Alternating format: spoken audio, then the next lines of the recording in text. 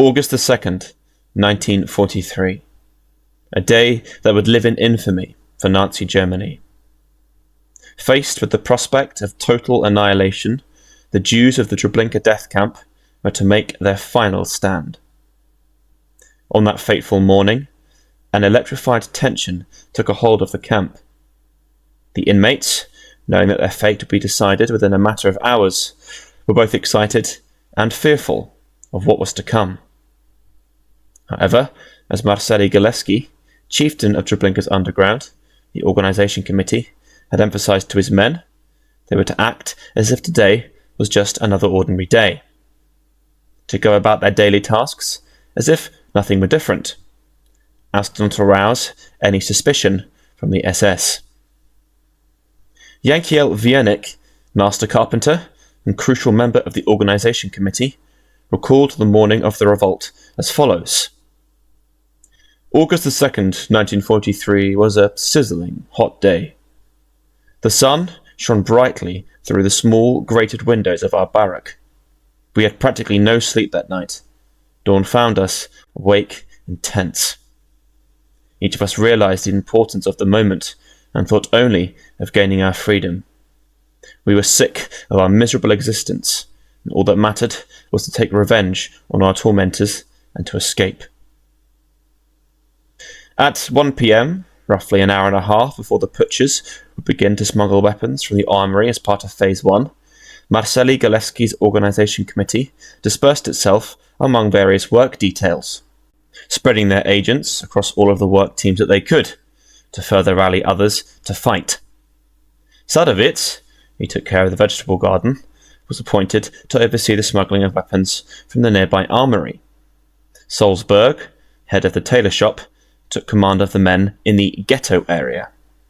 And lastly, Ziev Korland, the Lazaret capo, took command of the underground members who worked in the sorting square.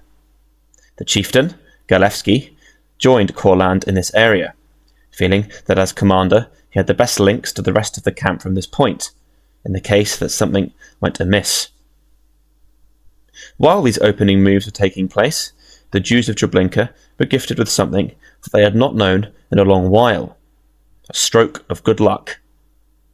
After lunch, SS Untersturmführer Kurt Franz of the Dole and a group of 3 other SS men and roughly 16 Treblinka guards left the camp to swim in the nearby Bug River on the hot summer's afternoon. Much akin to when Wagner and Rechleitner left Sobibór days before that camp's respective revolt, the absence of high-ranking SS only further emboldened the organisation committee, who knew that the numerical odds had just shifted significantly in their favour. Prior to the implementation of Phase 1 of the uprising, the organisation committee enacted preliminary acts of sabotage all around the camp to stifle the efficacy of the inevitable SS resistance. One such example was that of Rudek Lubrenitsky, who ran the SS garage and oversaw the gasoline stores. Prior to the implementation of Phase 1, Lubrenitsky deliberately tampered with the engine of the SS's armoured car, parked near the garage, to ensure that the car would be out of commission during the uprising, to prevent any of the SS from making a quick getaway. While this was happening, saboteurs also prepared for arson. Buildings in the lower camp, which were often sprayed with disinfectant, were now soaked in gasoline instead. In just a single match, the organisation committee could set large parts of the lower camp on fire. Once the acts of sabotage were completed, Phase 1 was marked to be initiated at 2 p.m, slightly ahead of schedule. Unfortunately for the organisation committee, the putschers were delayed in their crucial task of stealing weapons, due to the presence of the giant SS Unterscharführer, Max Moller, who was working in the SS barracks that day, adjacent to the armoury. Anticipating a potential disaster, the head of the putschers, a young lad named Marcus, decided to alert Sadovitz, who managed to deceive the big German into leaving the barracks, to address a so-called major issue with the potato workers. Moller, who was renowned for his immense physique instead of his immense intellect, thankfully fell for Sadovitz's trick. Despite the brilliant move from Sadowitz, the Butcher boys were still behind schedule and would have to work quickly to make up for lost time. While preparations in the lower camp had been delayed slightly, the preliminary phase of the revolt in the upper camp was running smoothly. To ensure that his men would not be locked in their barracks during the afternoon, Adolf Friedman, who oversaw the resistance cell in the extermination area, ordered his body-burning team to deliberately exhume a far larger quantity of bodies than normal, so that their work would extend well into the afternoon. To avoid any suspicion, Friedman also requested extra rations for his men, arguing that they were keen to get the job done as fast as possible. Only too happy to oblige, the SS in Treblinka's upper camp granted Friedman's men the extra rations, keen to finish off Action 1005 as soon as possible, which was the plan to obfuscate genocide through the burning of Jewish corpses. After lunch, Friedman selected his youngest and strongest men to join him for the afternoon session, giving them the best chance to overpower the Treblinka guards and SS during the crucial opening moves of the revolt. Alas, like with all great plans, something had to go amiss. At roughly 3:30 p.m, just an hour before Phase 2 was due to be initiated, disaster struck in the lower camp. SS Oberscharführer Kurt Kuttner, commander of Treblinka's lower camp, was spotted heading into the prisoner barracks in the ghetto area of the camp, where he was received by a man named Kuba, a known informant. Although Kuba was not privy to the organisation committee's meetings or plan, given his reputation as a mole, Salzburg feared that Kuba might have sensed that something was brewing, and had summoned Kuttner to inform him. Although the interaction could have been completely unrelated, the temporal parallel made it too risky to ignore. So Salzburg made the difficult decision to assassinate Kuttner as quickly as possible, to kill the baby in its crib, as it were. Consequently, he sent a message to Galewski, hoping to get a stamp of approval from his commander. Such a choice would have been very difficult, as killing Kuttner discreetly would have been near impossible, and, if discovered, would force start the revolt well ahead of schedule. However, Salzburg's dilemma was solved for him, just minutes after Kuttner left the barracks. After the Oberscharführer had finished his conversation with Kuba, he walked outside to discover a young lad milling outside the barracks, who was not normally supposed to be there during these specific working hours. Immediately suspicious, Kuttner searched the boy and found wads of cash on him, which he had stolen in anticipation of his potential escape. After this, Kuttner questioned the boy, who refused to elaborate on why he was carrying such money on him. After beating him for a while, Kuttner took the young lad in the direction of the lazarette. Witness to this scene was an underground member by the name of Walabanjik, who was Galewski's hitman, an assassin who had just arrived on the scene following the message from Salzburg. His instructions were simple, albeit risky. Using his own judgment, Walabanjik was to make the decision as to whether killing Kuttner was necessary, based upon his own observation. Therefore, after witnessing Kuttner beat the boy and drag him towards the lazarette, Walabanjik felt that he had no choice. Independently of the boy's bravery, the organisation committee could not risk the plan being leaked, as Kuttner would inevitably torture him in the lazarette. With only seconds to act, Walabanjik made what was probably the most important decision of his life, and a very wise one at that. He drew his pistol and shot Kurt Kuttner. The SS Oberscharführer, stunned by the shot, keeled over, bleeding and incapacitated. It was 4 p.m, and Walabanjik had drawn first blood for the organisation committee, albeit prematurely. The Treblinka revolt had begun. Walabanjik's shot, although half an hour ahead of schedule, was a signal to the members of the organisation committee. Gunfire meant only one thing, and Galewski was anticipating the likelihood of this, given the message he had received from Salzburg. Moments later, gunshots rang out all around the camp, as the organisation committee hastily commenced Phase 2, the armed insurrection. Only minutes later, grenades followed, with the smell of burning wood crackling as buildings were set ablaze. Although Galewski lost contact with his men during Phase 2, as it was every man for himself, many of his team still managed to achieve their objectives. The potato workers assaulted the SS headquarters with grenades, albeit to no avail. In a stroke of bad luck, not a single SS man was harmed. Simultaneously, Rudek Lubrenitsky managed to set the SS gasoline reserves ablaze, before being killed by nearby Treblinkas. His bravery would buy valuable time for his brethren. Following Wolobandzic's shot, the Sorting Square team immediately took action, opening fire on all the nearby Treblinka guards. Many were wounded, with a few even killed by the coordinated small arms assault. With their immediate threats neutralised, the Sorting Square rebels turned their attention to the Treblinkas manning the guard towers, trying to disable the men with access to automatic machine guns. Not all of these men needed to be incapacitated, however, as some disarmed themselves of their own volition. One particularly amusing example came from the testimony of an organisation committee member, who recalled the following incident. The Ukrainian sat on the tower, sunning himself. When he heard the first shots from the lower camp and realised that there was trouble, he jumped down from his tower. I ran up to him and said, "Hey, the Russians are coming." I grabbed his rifle. He looked at me and offered no resistance. "Get out of here," I told him, and he ran off. Although the thought of routing Treblinkas is fairly amusing, it alas wasn't the case for many of the Ukrainians, who stayed loyal to the Germans. After all, if they abandoned their posts, they would be considered as traitors by the SS, and likely executed if ever captured. Although the element of surprise had initially given the rebels a major advantage, their ammunition supplies dried up quickly, and they soon had to resort to hand-to-hand combat, and harvesting weapons from the fallen Treblinkas and SS men alike.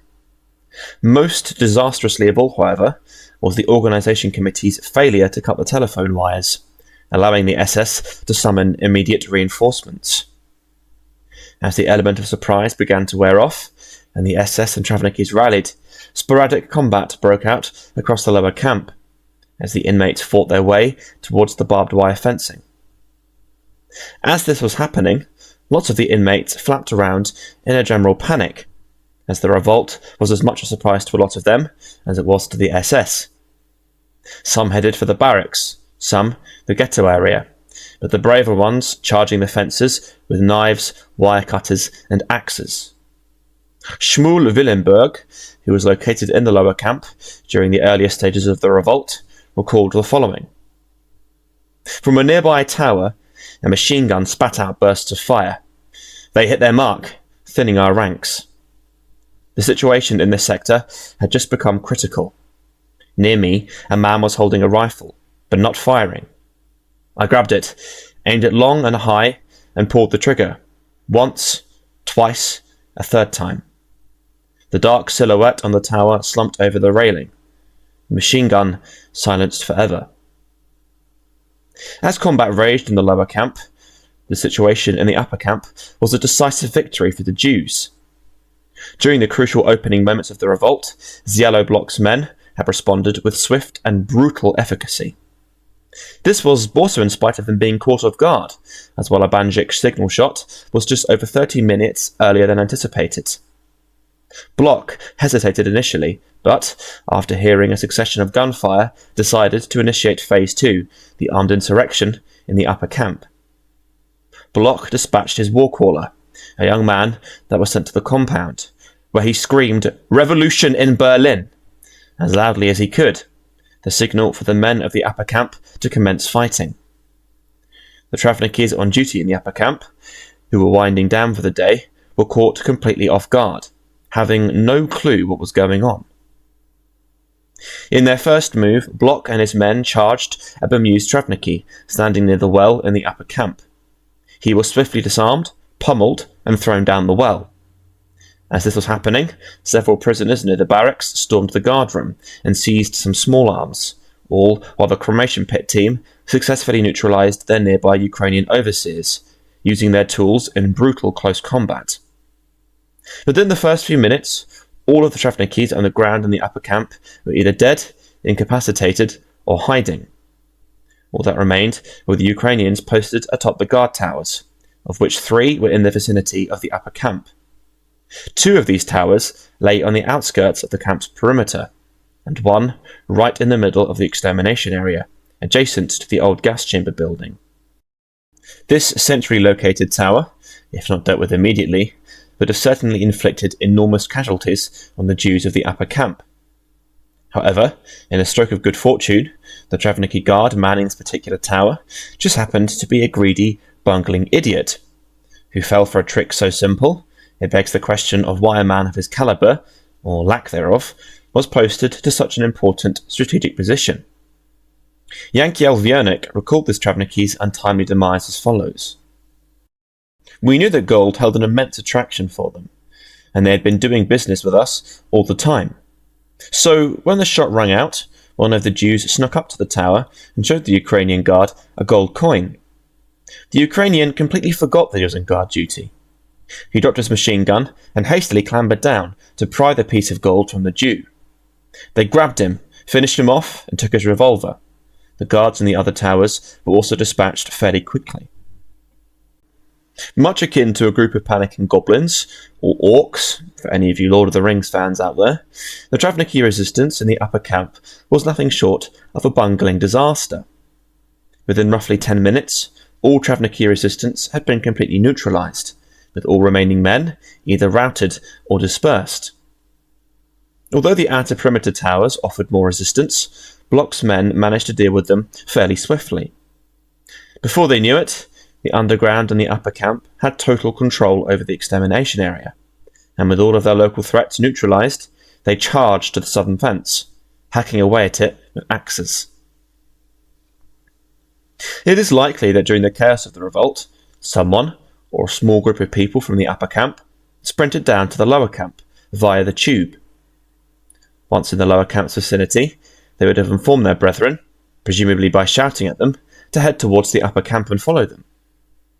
I make this assumption, as the Jews of the lower camp evidently realised at some point that SS resistance in the upper camp was effectively defeated. People were recorded during the revolt to have arrived in the upper camp from the lower camp, presumably as they expected to face less resistance there. Of course, it is also entirely possible that the Jews in the lower camp witnessed the upper camp Treblinka leaving his guard tower, if they could have seen over the wall that is, and rationalised that they could have tried their luck in escaping the upper camp instead. Either way, large numbers of escapees flocked to the upper camp during the revolt, to join their brethren in escaping via the southern perimeter fence. In the midst of all the chaos, SS Hauptsturmführer Franz Stangl, who was probably already thinking about the disciplinary meeting he'd get for this disaster, decided to summon reinforcements as quickly as possible. He recalled the revolt during his famous interview with Gitta Sereny. "In an emergency like that, my first duty was to inform the chief of the external security police. By the time I'd done that, our petrol station blew up. That, too, had been built just like a real service station, with flower beds surrounding it. Next, the whole ghetto camp was burning, and Heinrich Mattisch, the German in charge of the Totenlager, or the extermination area, came running in, and said all was burning up there, too." Stangl's response as commandant of Treblinka was typical of him. It was calculated and measured. Although certainly rattled by the rebels, Stangl knew that nearby reinforcements would soon be upon them, and would easily be able to quell any resistance the rebels may pose. After that, it would merely be a case of hunting down the escapees.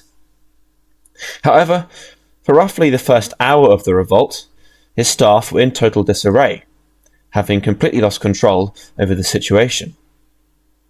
Despite the relative success of the revolt, considering that the Jews were forced into action earlier than anticipated, lots of objectives were not successfully met. In the lower camp, the assault on the SS headquarters was a complete bust, and the only SS man wounded throughout the entirety of the revolt was Kurt Kuttner, who was shot by Banjik in literally the very first move of the insurrection. Not a single SS man was killed during the Treblinka revolt, in contrast to the revolt at Sobibór, where numerous SS men were killed. After the remaining rebels had escaped, When combat ceased within the camp's grounds, an estimated 5 to 6 Travnikis were found wounded or dead, but there even being some speculation that Ivan the Terrible, the gas chamber operative at Treblinka, was included in this group. It would make sense for the Jews of the upper camp to kill Ivan in retribution for his barbarism and cruelty, but this assumption is merely speculative, and actually rather unlikely. Personally, I speculate that Ivan might have been in the group of men who joined Great Franz for that afternoon swim, given that he would have had no work to do that day, as no new victims had been admitted to the camp. Given that Ivan was also reported to have been cited by contemporaries after the war, it seems very unlikely that he was killed during the prisoner uprising at Treblinka. Given that SS reinforcements were fast approaching, the Jews of Treblinka had to make their escapes as quickly as possible. Once the perimeter fences had been breached, the inmates dispersed into the forests and fields beyond, clinging to whatever arms and supplies they had managed to acquire along the way. Of the roughly 850 prisoners present in the Treblinka extermination camp on August 2nd, 1943, roughly 100 of these were captured alive, and still inside of the camp, having not bothered to join the revolt. These prisoners, either too physically weak or mentally defeated, decided not to act in the escape attempt.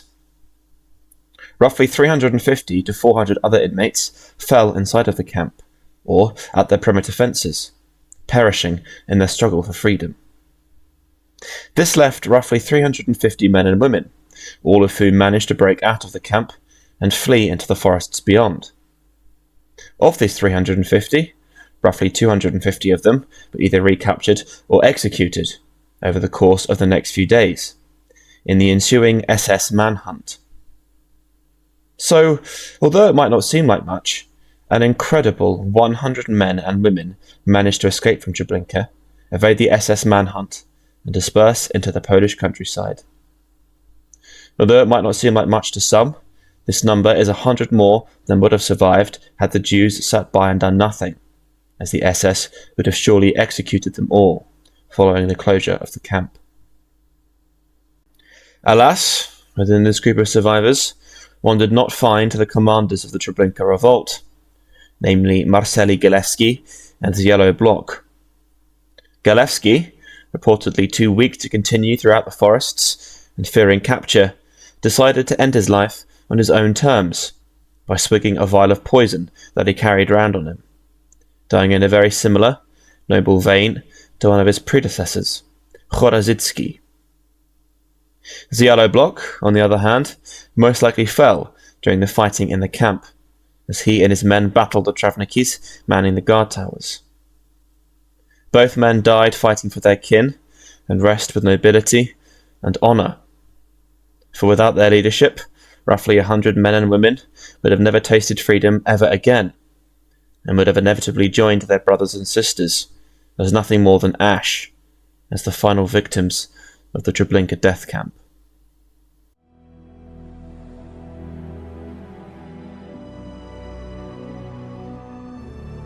Thanks so much for watching. I hope you found this video informative, interesting, or even helpful. If you'd like to see more videos like this in the future, then please like and subscribe. It really helps the channel. Thank you.